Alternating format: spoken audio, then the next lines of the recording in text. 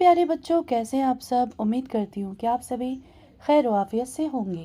बच्चों, आज के वीडियो में हम सभी क्लास 7th उर्दू की किताब जान पहचान का सबक नंबर 16 पढ़ेंगे, नील गगन में तारे, जिसको लिखा है शरीफ अहमद शरीफ ने। क्या पढ़ेंगे आज हम?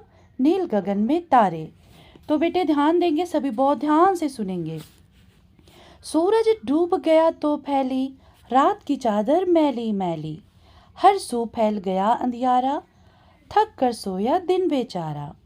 तब निकले आकाश में तारे, झिलमिल करते सारे। अब शायर कह रहा है बेटा कि नील गगन में तारे चैप्टर में क्या कह रहा है शायर कि नीले आसमान में सितारों की तारीफ करते हुए कह रहे हैं कि जब सूरज गुरूब हो जाता है, डूब जाता है, तो धीरे धीरे अंधेरे की चादर छाने लगती है और कुछ ही देर में हर तरफ तारीकी यानी अंधेरा छा जाता है। दिन थक कर सो जाता है, तब आसमान में सितारे झिलमिल करते दिखाई देते हैं। आगे चलते हैं। कह रहे हैं बेटा कि अब्र में छुपते और निकलते दीप कभी बुझते और जलते, रात के आंचल में निखरे हैं फूल चमेली के बिखरे हैं। अब यहाँ पर शायर क्या कह रहा है बेटा कि इन चिरागों के यानी ये जो सितारे हैं कभी छुपते हैं कभी निकलते हैं, तो उन चिरागों के मानिंद नज़र आते हैं जो हवा के झोंके से कभी बुझ रहे हैं और कभी जल रहे हैं। सितारे रात की तारीकी में खूबसूरत अंदाज में चमक रहे हैं। ऐसा लग रहा है कि चमेली सफ़ेद फूल की मानिंद आसमान में बिखरे हुए हैं। तो इस तरीके से इसको हम सभी एक्सप्लेन करेंगे बेटा। अब कह रहे हैं यहाँ पे कि या परियों की शहजादी का, या बूढ़ी नानी दादी का, हार गले का मोती वाला, या टूटी हीरों की माला, और बिखर कर नील गगन में, दूर खलाओं में आंगन में, हीरे मोती चमक रहे हैं, जुगनू जैसे दमक रहे हैं। अब आप सभी एक चीज़ नोट करेंगे बेटा, इस नज्म में हिंदी के भी खूब सारे अल्फाज हैं, खूब सारे शब्द हैं, जैसे गगन, गगन हो गया है ना। इस तरीके के अल्फाज जो हैं ये हिंदी के होते हैं। हिंदी में जैसे आप ये नज्म जब पढ़ेंगे तो इसमें माला, दीप, आंचल, आकाश, गगन, ये सारे के सारे हिंदी वर्ड हैं। अब शायर कह रहा है कि अंधेरी रात में झिलमिल करते हुए सितारे उन मोतियों हीरों की मानिंद नजर आ रहे हैं जो या तो परियों की शहजादी या फिर बूढ़ी नानी या दादी के गले के हार हैं जो टूट गए हैं, और जो माला थी वो टूटने के, जो तमाम उसमें मोतियां थी वो सारी बिखर गई हैं। तो रात के अंधेरे में तारे हीरे और मोतियों की तरह चमक रहे हैं जैसे कि जुगनू। तो बेटे उम्मीद करती हूँ कि आप सभी को ये समझ में आ गया होगा। तो देखो, जैसे नील गगन है तो नीला आसमान, हर सू है तो हर तरफ, आकाश का आसमान, अब्र मतलब बादल, ये मैंने पढ़ाया था आप सबको। दीप जले, दीप जैसे दीप बेटा चिराग होता है, दिया को बोलते हैं। आंचल उसे बोलते हैं दुपट्टे का किनारा, यहाँ मुराद आसमान से है, आंचल यानी आसमान। खला, जमीन और आसमान के दरमियान खाली हिस्सा, जिसे स्पेस बोलते हो आप सभी, उसको खला बोलते हैं बेटा।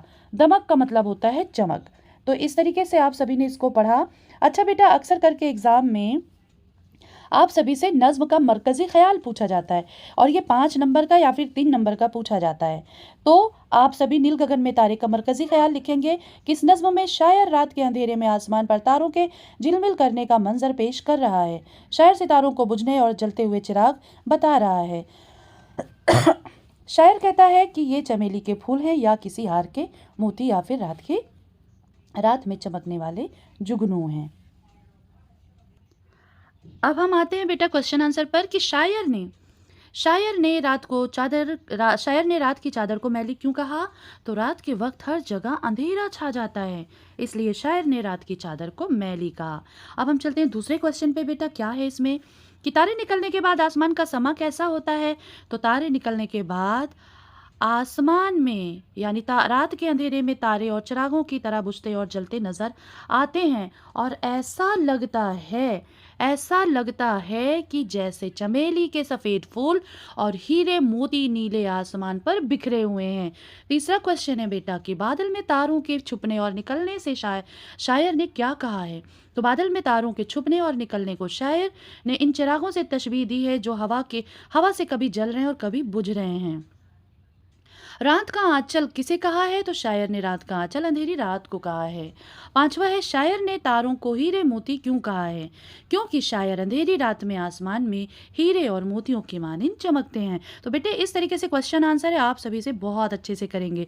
फिर इसके बाद आएगा फिल इन द ब्लैंक्स यानी खाली जगह। तो ये देखिए, आप सभी ध्यान से देखिए कि सूरज डूब गया तो फैली फैली, थक कर सोया दिन बेचारा। अब्र, अब्र मतलब होता है बादल।